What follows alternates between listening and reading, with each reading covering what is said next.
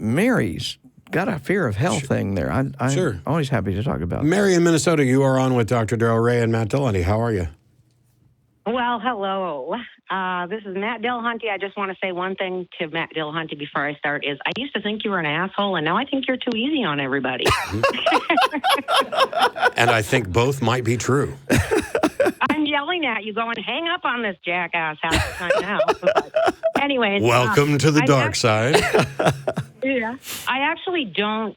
I'm not the one with the fear of hell. I have stage 4 pancreatic cancer. I was diagnosed officially on Christmas Eve.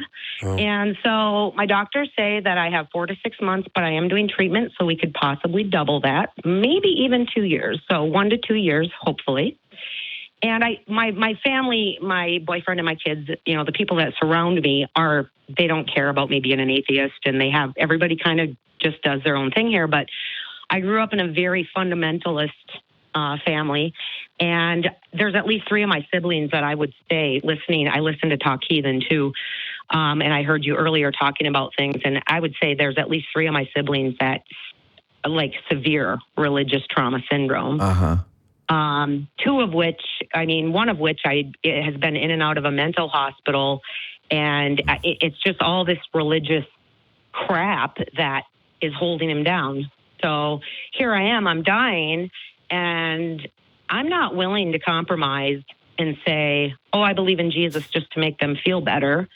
But I also, I love my siblings, and I don't want to hurt them, but it's just so I can't even really have a conversation with them. Well, one of my brothers said to my other sister that, aren't you worried for her soul? And, we need to pray for her and all this. Because when I first got sick, I called my brother and I told him, and I said, I want you to tell everybody in the family, if they want to pray for me, that's fine, but I'm not participating in any prayer. There's going to be no laying on of hands, because we're talking speaking in tongues, slain in the spirit. Sure. Oh, wow. Yeah, right. Pentecostal evangel. Right. So I'm kind of in a weird spot. I can control who comes to see me or who I talk to or whatever. But, I don't want to shut them out. But at the same time, I want them to respect me, and I kind of want to try to get them help through the recovering from religion thing. But they don't maybe want to recover from religion. No, they're not. And I think when I die, it's going to be really rough on my one brother especially. I think it's going to be really rough for him. Right. Mary, let me throw some ideas out here a bit. Have you actually had a one-on heart talk with these folks, the one-on-one? Not with all of my siblings, but with my brother, the one that's struggling the most right now. I have talked to him one-on-one right up until I was getting sick. After we knew it was pancreatic cancer, him and one of my sisters came to see me right away on New Year's Eve.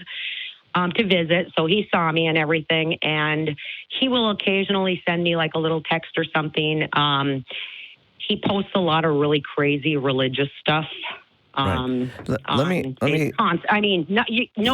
Even religious people think he's crazy. You know what I mean? Well, look at it a little from another angle. First of all, I want to say kudos to you for how you're handling this. Yes. It sounds. Well, thank you. That's pretty devastating news. I appreciate your attitude. I might, just as an aside, say you might want to. You're going through the same thing another friend of mine's going through, David Warnock, right, and dying out loud. I know. I'm going to meet up with Dave Warnock down there May 1st, so I can meet you guys. Oh, good. Dave's a good friend. That's on my bucket list. We're going. Okay, I went down there and spent a week with him. He's a great guy. So say hi to him for me.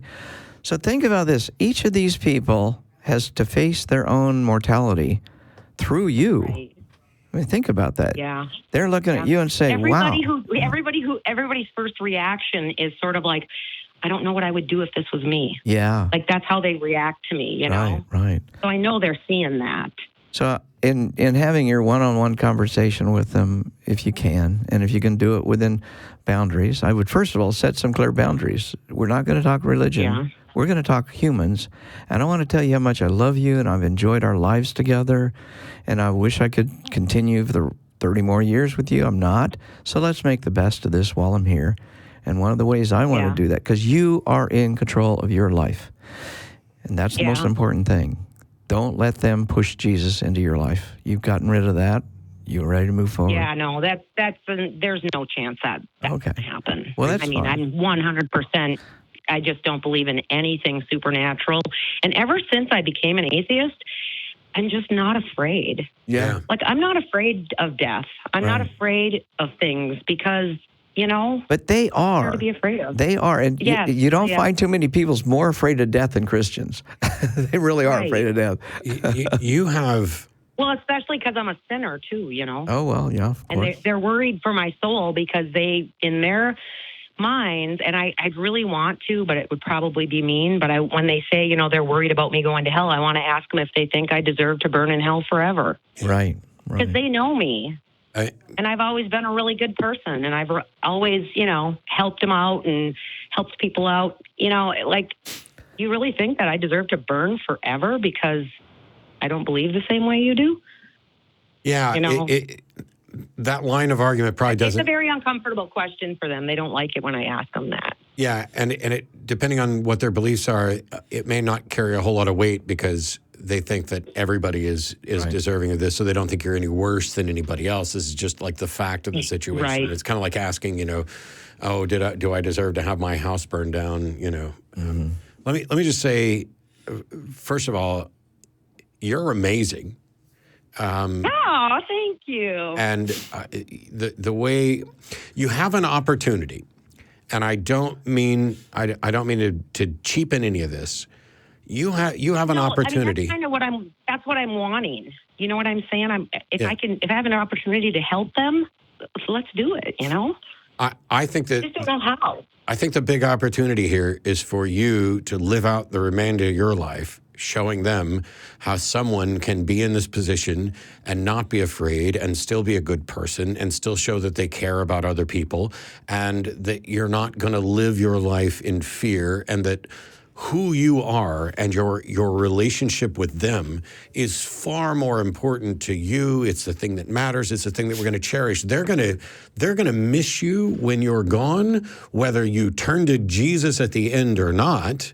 And so whatever time that you have left to engage with them, it should be about let's show each other our best selves. Let's have a breakdown at some point and cry about the time we did that stupid thing when we were little kids, because those are the parts of life that end up being the reward, not some potential afterlife. And so you have an opportunity to do this, but I want to add one thing, that when it starts getting bad, when you find that your spirits are shutting down, and you can't stay as positive as you thought, you don't owe anybody shit. And nobody should be coming in. And I think you've got it handled. I would not want to tussle with you. So, if there's anything at all, I'm the one who's dying here, so fuck you. That's kind of my attitude. And I know it, I love you so much. I love that. That's all I have left. I don't have time to waste on your bullshit is kind of my attitude. I can't wait till you're coming down in May, right? I am. Are you going to do a magic show for me? Yes, you can come over to the house and I will do a want you to do magic for me. That would be awesome. Mary, you come over to the house and I will do a special magic show in my living room just for you. Oh, excited. I will be there. First weekend in May. Make sure you're going to be there for that. All right. I will do everything in my power. I want to say I 172% agree with what Matt said. And I want to also say that, do you have an advocate close to you that can protect you or help you because I've watched it many times, as you get more and more sick and less energy, they start closing in, and you need somebody they can't, because the people I live with aren't that way, and my extended family lives further away from me, so they don't see me that regularly. Okay. Well, I just want to say they can't. You know what I mean? So I do have all three of my kids, my stepson and my boyfriend would all 100% have my back. Okay. Good. Well, let them know what you want and tell them to take care of you while you're doing that, so they can't close in on you. Good work. Good work. Yeah. Well, I'm excited to come down, and I just want to say thank you to the ACA, the Atheist Community of Austin, because the shows that I've watched, and also Anthony Magnabosco and Seth Andrews' podcasts and their stuff, has just, otherwise, I think if I hadn't seen these things, if I hadn't become an atheist, I think that I would be terrified right now.